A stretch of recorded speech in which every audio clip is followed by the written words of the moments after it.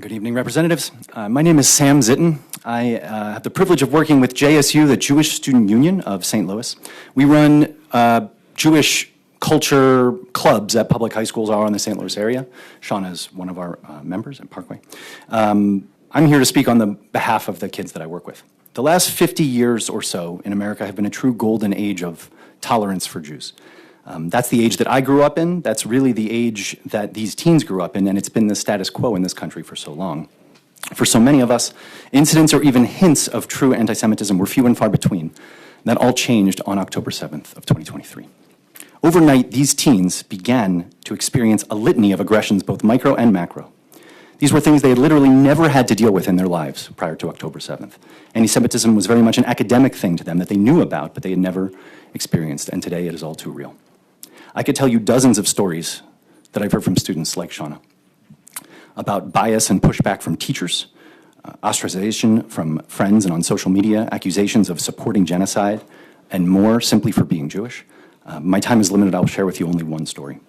One of the high schools I worked with reached out to the JSU club at the end of last school year.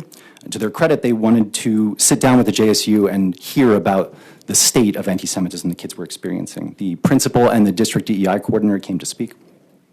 And it was a productive conversation. But there's one moment from that sits with me in particular. At the end of the session, the DEI coordinator asked if anyone had anything else they'd like to add. And one girl raised her hand and said, "I just want to walk down the hallways of my school wearing my Jewish star that I've worn my entire life without feeling like I'm going to be judged for that." And he astutely and very sadly assured her that while he could not guarantee that she would not be judged for that, he could at the least guarantee that she would have the right to wear it. After the club, I approached him and thanked him for coming and thanked him for his comment that he made to her, but I asked him a follow-up question, the response to which was scary to me.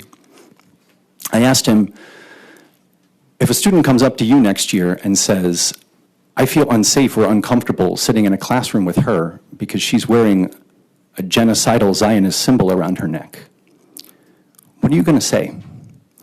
Do you have an answer to that question? And his face and his silence told me that he did not. To my knowledge, that hasn't happened yet this year, but unfortunately, that's the world that we live in. This bill is an excellent first step to ensuring that our students don't have to live in that world.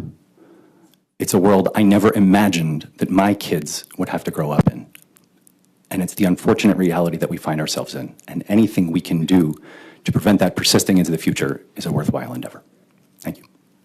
Any questions for this witness? Seeing none, thank you very much. Okay.